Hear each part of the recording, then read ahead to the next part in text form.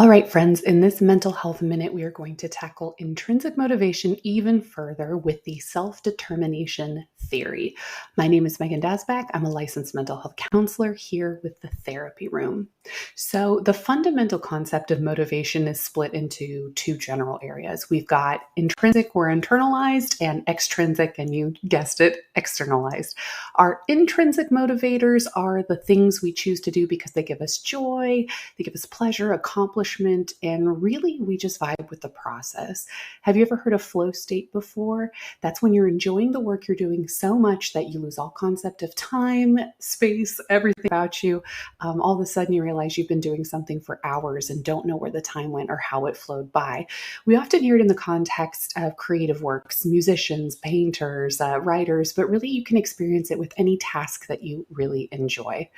Extrinsic applies to external things that give us motivation. So often this comes in the form of money, promotion, feedback, or recognition for your accomplishments.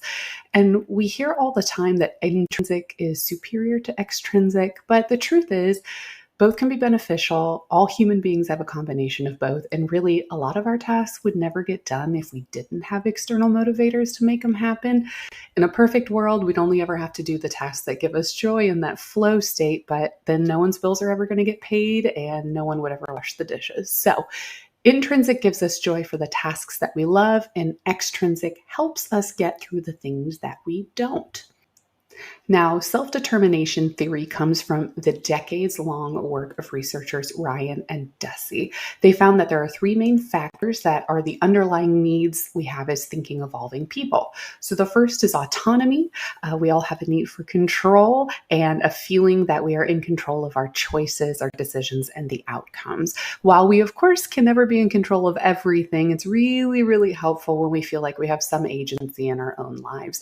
We also need to feel like we are in control of our own behaviors. And anybody who is a parent can tell you the importance and the necessity of helping our kids feel like they are in control for some of the decisions in their lives.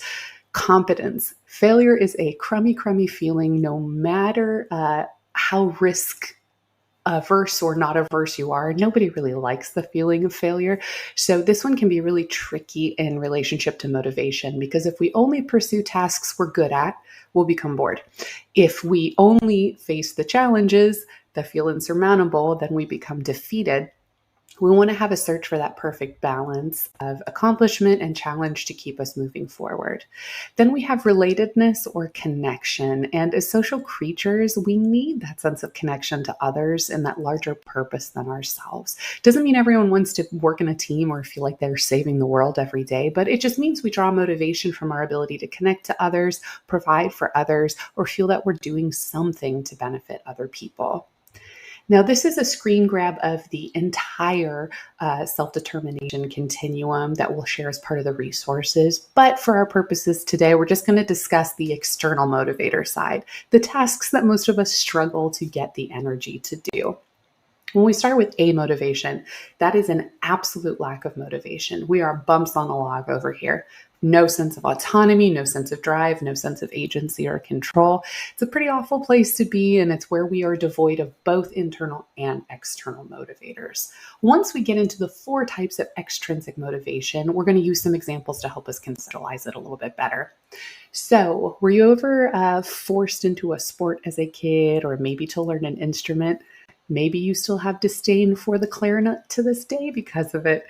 This is where we experience completely extrinsic motivators. We're being forced into an activity that we have no interest in out of fear of punishment if we don't follow through. There's no buy-in, there's no joy, it's purely a chore.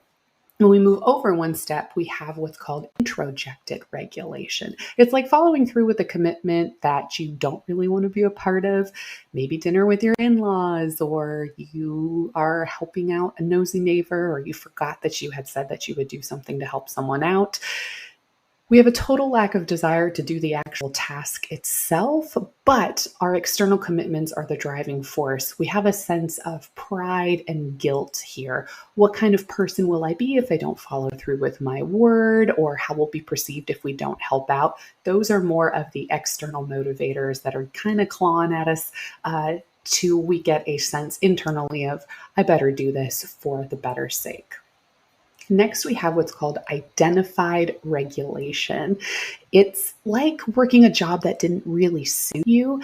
We know we need the paycheck, we have our external needs, and you can see the inherent value of the job itself and why it's necessary. So we try to do the best that we can, and we see our work as a reflection of who we are, but we aren't enjoying it and we are kind of just going through the motions. Now we're just one step away from intrinsic motivation and we stop at integrated regulation. These are the tasks we can complete when we see the big picture. Saving for retirement isn't exactly fun or engaging, but it's something you need to do each month to achieve your larger goal. We're looking at the small steps here that feed into a bigger goal that are personally important to you and they're self-created. Saving money, going back to school, paying off your mortgage. There's not many of us getting gassed up to complete these individual responsibilities, but we're able to see how they're essential to getting to that bigger goal. The main goal here is to remind us that a lack of motivation is not a character flaw or a matter of will. There are plenty of things that we don't want to do because they don't soothe our soul. But the more insight that we have into those external factors, the more we can try to reframe them and reframe our thinking towards the overall goals and finding those bits that we can connect with for our internal motivation. Thank you for joining us for another Mental Health Minute. As we continue the series, we'll get into more of the strategies to help us with those external motivators and help us feel a little bit more in control and on top of the things that we want to accomplish that don't bring us a flow state. So be safe and be motivated, my friends, and we'll see you next time.